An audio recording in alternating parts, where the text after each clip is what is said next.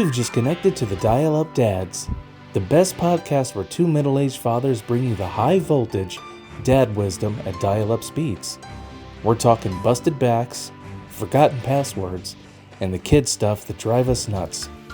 Yeah, the name sounds like a hotline for lonely moms, but we're okay with that. So grab your Crystal Pepsi, blast some Mighty Mighty Boss tones, and party like it's 1999.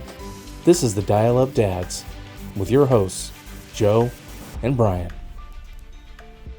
Where this all started was back for Christmas. My wife got me a podcasting starter kit, and I've been sitting on it. I've read a couple books and things, and finally decided after some unfortunate events in personal life that it was time to stop lollygagging and pull the trigger. So other than just being a wonderful, nice person, what made you say yes? That's pretty much it. I wanted to help you out. And, I've done this in the past, but other people don't know, might not know. I had a YouTube channel long time ago where I would do movie reviews. And so, I had some experience, at least talking to the ether about things. So here I am. And I'm here to help out my brother do his thing. But that's why that's why I decided to help you out. I guess we should tell the people who we are. I mean, I guess we have to give last names, but I'm Brian. And I am Joe. Hey, we're two 40-plus-year-old dads. Why do you got to throw the age in there? Well, people need to know who we are, so I think it will help to know that we are on the millennial Gen X cusp. So our perspectives on things may be a little bit different than most of the people who are out there. The youngers, we may be a little more curmudgeonly. The elders, we may be a little bit too soft, which may make our parenting lives either simpler or more difficult than they really need to be. And that's the thing that I'm looking to explore. Okay. So I have two sons, 9 and 3. I have a daughter that splits the difference at 7, and I have essentially a son, 19. He's actually my nephew. He's been with us for 5 years, so I think having someone a little bit older in the house without having that experience of raising someone from birth to 14 and missing those years and coming in right at the tail end of the formative years that the parents really get to be involved in. I think that's it's a huge interesting challenge. Yeah, it's a challenge, and I think it might make for some interesting stories and things that he should probably not hear on the pod. Well, he's probably going to listen to the pod, so we'll have to figure that out, bro. It is what it is. I had kids, later in life, didn't start off early. Well, we both did, really, I guess. Yep. Not that by choice, but I mean, I'm kind of glad I waited or nothing happened, because there was always those questionable times, back in the past. You're like, oh, so-and-so, missed a period, what are we going to do? Like a little baby scare. So, but, made it through that, thank God. Mm-hmm. And, ended up settling down. I would not take it back for the world. I am very happy where I am. So being a dad and taking on the challenges. Now it's not all hunky-dory, obviously. Being a parent is very difficult. I think mainly for me because I'm a guy that likes his privacy. And thrives in that. So, being in a committed relationship and being a family man that's basically out the window. Your privacy is gone. There's no me time. There's no, taking it slow and processing things. And it's go. And not always on your schedule either. So I kind of live and die by the calendar on the refrigerator. And okay, yep. If there's an open day on there, please stay open. Yeah. See, I know you had the little ones the natural way. We had ours in a different manner, so I got a couple stories that I think I would like to share about our experiences with the adoption process. Yeah. And the guardianship process. That is a great idea, because there are a couple people in my life that have gone through that or trying to go through that and fell through. I know you had some rough times with that as well. So I think that's encouraging for people who are going through that. Pretty much anything that you can think of through the pre-adoption, we have personally gone through. So we can definitely sympathize and empathize with anybody out there who has gone through a mess or is going through a mess, and know that it just stay persistent. Yeah, that's the key. And it's hard to. I do recall one time you and the lady came over to the house and we were hanging out. I don't know whose idea it was. The four of us were talking, and then we look up, and I believe your eldest was about to push my daughter down a slide on the back of one of her little roller coaster things. Okay, yeah. So I think we got some daredevils on our hands, and oh yeah, it's like mine loves roller coasters. Oh really? Yes, I got a couple videos, or not a couple videos, but a video from Disney World.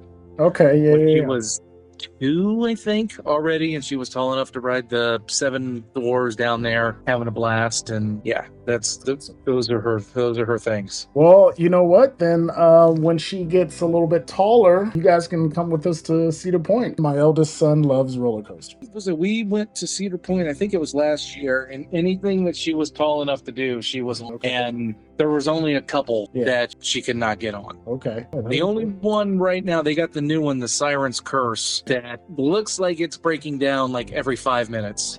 I'm going to wait on that one. Make sure it goes through its regiment of good trials and all that stuff and no breaking down, and then I'll give it a shot. But as of right now, no thank you. Now, they were doing test runs when I was there, and it looked pretty cool, but it didn't look very scary. The only scary part was the part that you kind of lean forward. But the drop isn't that big, so I'll wait till they get a little bit more seasoned. Right. So, last time we were there, they had it roped off where they were building it, but you couldn't tell what it was going to look like. Okay. They were still working on the Top Fuel 2.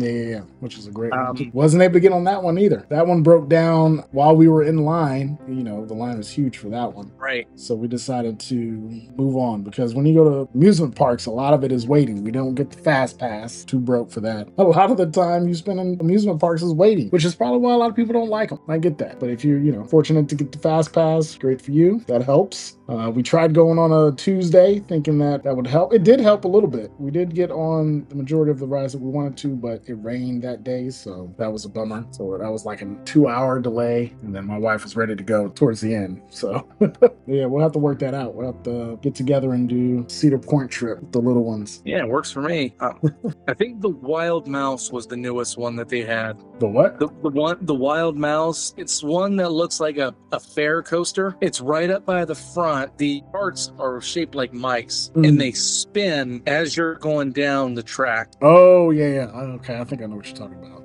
I think I've seen yes. Anything that spins, oh, thank you. For example, we just got back from Ohio State Fair, and we were trying, it was hot outside, but we were trying to get my 3-year-old onto some of these rides, because I made the dumb mistake of paying a pass. You can get like a band that has 7 tickets on it. You can get a band that has 14, and then another one that has 27, or you can do an all-day thing. Yep. Yeah, well, I was dumb, and I was like, he's not going to ride more than one ride. I got the band thinking, oh, we can at least ride 2 rides. No, the 7 band, the cheapest one gets you 1 ride. Not only that, so like we got 7 tickets for that, for that one band, $10. The rides, all of them, are at least 5 tickets. Yep. So not only did I not get to use that, I used it, but I have 2 tickets still left on that, so I can't use it. Then, of course, he wanted to get on more rides. Stupid me, I should have got the all-day band, which I ended up getting anyway. So instead of paying, $37, I paid $47. So I don't know. But anyway, we got on this ride, found the kiddie area, and we got on this ride that had, like 5 huge big bears, and you can get inside the bears, and inside had big circle thing where you can spin the bears. And as soon as I saw that, I was like, this is not good. We got in with 2 other people. One I thought was an adult, and then there was a little girl. We got in there, me and my son, and I was like, oh, wait, this is like a teenage girl. So she's, probably going to be spinning this thing. And I made the mistake of saying, you know what, you guys can spin, you guys be control of the spinning. I shouldn't have said that, because as soon as I said that, they started spinning the bear around constantly. They did not stop the whole ride. I almost got sick. I almost said, stop the effing spinning. I can't stand it. Yeah, so and then of course my son was like, I want to go again. I was like, no, let's find a different ride. Let's find something else that you can go on by yourself while Dad pukes in this trash can. Early 20s, which would have been about 20 years ago, me and some friends from Eastmore went to Wyandotte Lake. It's, Zumbeezy now. Mm-hmm. A couple of different things happened that day, but the spinny things, the cage spins. Yeah. I got in there with somebody, and yeah, this is fine. It's like, I'm somewhere between 17 and 20 at this point. Nothing to bug me. But whoever I was with, yeah, they just spun the crap out of that thing. And that was back when, I was really in shape and could handle stuff.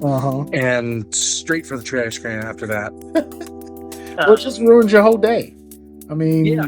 Like you can't recover, and to have fun, like you don't want to do anything. Like it's the worst. Everyone out there, I'm a teacher, a special ed teacher. One of my students a long time ago had got a TBI from that, traumatic brain injury, from spinning. Oh. She went on one of those ones that spins you around, like it pushes you against the wall, like it spins that fast. So you can't even lift up your arm, And I'm not sure what happened during her ride, but they said she was never the same after that. So I am not for those things. If you get on those rides, I say stay away. That's my opinion. No good. Like something else that happened on that same Wyandotte Lake trip, went to the wave pool. That was me and a couple guys and a couple girls we were with. Somehow we had a 2-person raft in the wave pool. Oh, that's illegal. Yeah, so I'm thinking at some point the details have gotten sketchy. Mm-hmm. But I remember coming out of the pool and like this old lady is like staring at me, but she's not looking at me. Yeah. Like she's now like looking at my crotch.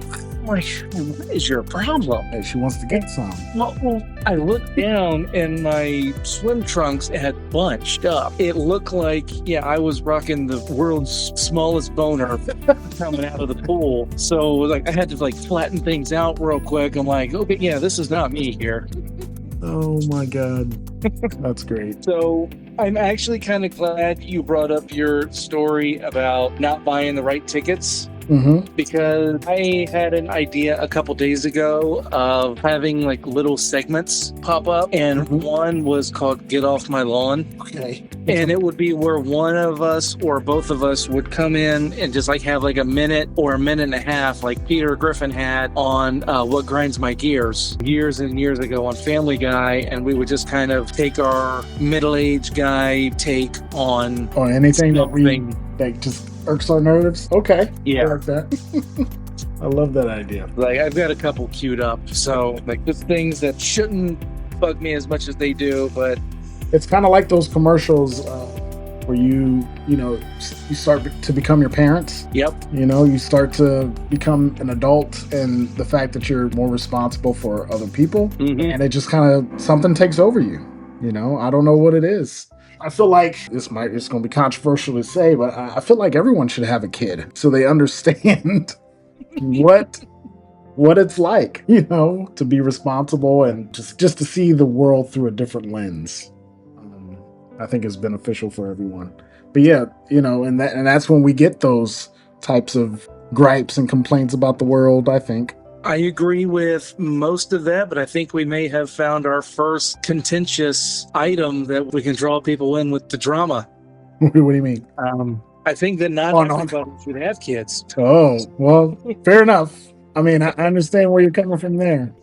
Yeah, some people, for sure. There are definitely people out there that should not have kids. I'm talking about for the responsible people in the world. Yeah. Not the drug addicts or the abusive types or anyone with certain mental health issues. I think anyone who is responsible enough to take care of a pet, at least, should at least maybe like do like just give them like a year in an alternate reality in their brain where they have a child. And then they can come back and be like, oh, I see the world differently, I would be more on board with that. That's another thing we can talk about later on is the social media. how it's affecting us as parents. Oh, And yeah. I know for me, for sure. I mean, I think that feeds into a lot of what we were talking about earlier about, what it's like to be a parent and seeing things through a certain lens. I feel like when you have a child, you're all about protecting that child. So anything that you think might harm them, you are against. So Right. sometimes irrationally, sometimes rationally, but sometimes fearmonger posts take hold, and sometimes you just gotta have to step back and say, put it in context. But a lot of people don't do that. A lot of people Right. just they don't check their thinking. You know what I'm saying? Yep. Well, I got questions here. I just kind of figured I'd ask you, and I can cut them together. We can kind of bounce them off one another. Okay. Things you swore you'd never do as a parent. Something that I said I would never do, but I actually do now. Yeah, if there is anything. Well, this is the opposite. I've gotten whoopings as a kid. I never said to myself that I wouldn't whoop my kids, but I've never had to do that. Okay. Which is I think it's a good thing, obviously, that you can, reason with your child or set certain boundaries with them early. You don't have to do any of that. Now, I got boys, so I don't know if this considers whooping, but there have been times I had to flick them in the mouth or pop them in the mouth real quick, not like a punch, just like a tap to get their attention and let them know that's not okay. Now they're good. My older son's good. My other son he don't care. He don't care what I do. But I still haven't had to beat him or so that's good. Well, he's a challenge though. He is a challenge. Well, I said I would never get a van, that's for sure, but we have one of those now, so. And, that's okay. I was not happy about it. I was like, why can't we just get an SUV? But I didn't go get this thing. My wife did with her father, so, all good. It's serving its purpose. I'm okay with that, but it's not my car, so I can go with that. Gotcha. So that's one thing. What about you? Anything come to mind? Going off the van is like, you're a bigger man than I am, because a van is not happening. I've always had cars. I don't have any plans to change. I may go for a two-door next time. Not even an SUV? No, yeah, SUVs I think would be fine, but a small one. I don't like driving big vehicles. Yeah. Once you get up in the air though, I mean, at least for me, I was like, I can't go back to a car. Because I had that little Honda Fit and I love that thing. Once I got my HRV, which is basically a Honda Fit but taller, I was like, I like being up here. I think an HRV or CRV is about as big as I would go. Right. I do like the look of the HRVs. Yeah. And I know they're a bit smaller than the CRVs are. Yeah, but not a Suburban. It's too big. It's a gas guzzler. So as a kid, I had a pretty good childhood. We weren't well off or anything, but both my parents were in the house, and my mom and dad did whoop me if I needed it. That's for sure. Admit I had my moments where I was definitely disobeying and all that stuff. I never went through my childhood saying, when I grow up, I'm never doing that. I think the van is the only thing. I think that came, that was pretty much, when I had my first son, and it was like, okay, when are you going to get that van? Nope, not happening. And then, of course, a couple years later, it happens. So that's just how it goes. That's pretty much it. Do your kids know what a landline is? No. No? Not at all.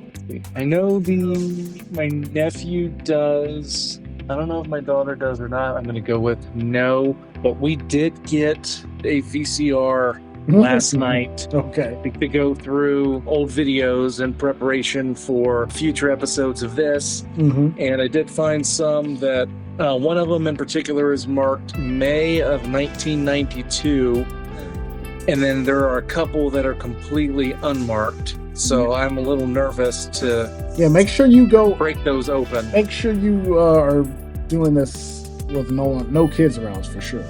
Maybe even the wife. You might want to keep the wife away as well. Because I know in my teenage years, I recorded some stuff that I used for certain purposes. But what's funny is though, now that I think about it, you remember Miss Sloan? High school. She was one of our high school teachers. Anyway, she did history, But I remember being really into Rage Against the Machine. I like told her about it, and she didn't know who they were. And I was like, I'm gonna record video, or something of them playing, because you can record live TV or whatever. Yeah. And I remember recording it and giving it to her. I never got the tape back, and I think this was my senior year. I was like, here I taped some of the Rage Against the Machine for you to watch. But I remember maybe a week or two after giving that away, I couldn't find my other tape. My other tape.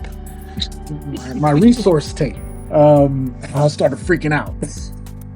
Till this day, I don't know if she had. I don't know. I hope if I did give it to her, I hope I recorded over what I needed, what my resources were. But I would never know. So you had a road trip moment. I love that movie. Hold on. What are you referencing? The tape. Well, it'd be kind of the tape, but backwards. Yes. Yep. I had that road trip moment. That's a great movie. I need to rewatch that. Tom Green. Yep. Sean William Scott. Mm-hmm. Breckenmeyer. Yeah, I went with you and Chris to see that, and you got all bent out of shape because at some point somebody did something right when Mitch bit Tom. What the heck was Tom's character's name? When the python attacked Tom Green, you had to look away, and then you missed it, and you got all angry, and I think you yelled in the middle of the movie theater because Chris spilled his drink or something on you. What? I don't remember that at all, but I'm glad you do. Oh, that's great. And then he would do something like that. Saving Silverman. I remember not liking that movie. Is that when we went with Lance? I only remember being the three of us, and you guys were trying to get me to yell EC Dub during the wedding. I was like, no, man, I ain't doing it. But you did. Stood up, arms pumping, everything. I'm like, yeah. I did that? You sure that was me? You and your hot dog. Oh, no, I did love my hot dogs. Those things were banging. That was a genius idea. I don't want to eat popcorn during the movie. Eat a hot dog. I'm trying to get full. Oh, and Chris, he would hate that. He would hate it. It was weird. Yeah, it's not that. It was only weird because it was new. You're on the cutting edge of the hot dogs in the movie. Exactly. Now they sell chicken fingers and hamburgers and pizza. You get it all now. Yeah. Now I will do a hot dog at the drive-in, but a hot dog at the actual movie theater is just a little too. That's a little too much. I think you just need to try it. That's what I think. You're already halfway there. Name for the pod. What's that? Hot dog at the drive-in. If we were talking about movies, I think you would be on point for sure. The old bait and switch. Yep. Oh man. Oh. You got any other questions? I think for now, I don't want to use them all up. Yeah, we gotta. And then have to, come back here in a month and redo them all over. But I don't know. Can you think of a nice outro or anything to go out on? A big comment, something to bring the people back? No, not very inspiring for a teacher. I'm not very inspiring. No, I can't think of anything. But I do want to say that I appreciate doing this. Sure. I think this is pretty cool. Yeah, if there's someone listening out there that thought about doing whatever it is, doing a podcast, playing an instrument, or doing anything that they want to do, just get out there and do it. And especially if you live in America, because, times right now are pretty tough for everybody. But if you're breathing, you have the ability to really do anything that you really want to. But you got to work hard for it. And in the future, I'm sure we're going to be going into some more in-depth things about some of the troubles that we've had, and maybe those things can help others out there kind of push through their issues. That's one of the other reasons I want to do this, is just put some positivity out into the world, because it seems like there's not a whole lot of it going on right now. Amen to that. That is very true, because that's something I've been thinking about a lot lately, and that goes back to the social media thing as well. Doesn't seem to be. It could be my algorithm. I'm not gonna lie there. I do like some interesting and controversial stuff. However, there doesn't seem to be anyone out there that is very positive and trying to bring people together. Right. So I definitely agree with you there, and it's changed. So I admire that. that notion, that desire to put something out there that's positive. If you're the one out there thinking that, hoping for positivity, be the change you want to see in the world, as they say. So yeah, I appreciate that. All right, man. I appreciate you saying yes. Of course. Hey, thanks for hanging with us. If you liked what you heard, or even if you didn't, please help us out by leaving a comment, a like, and subscribing. Until next time, we are the Dial Up Dads.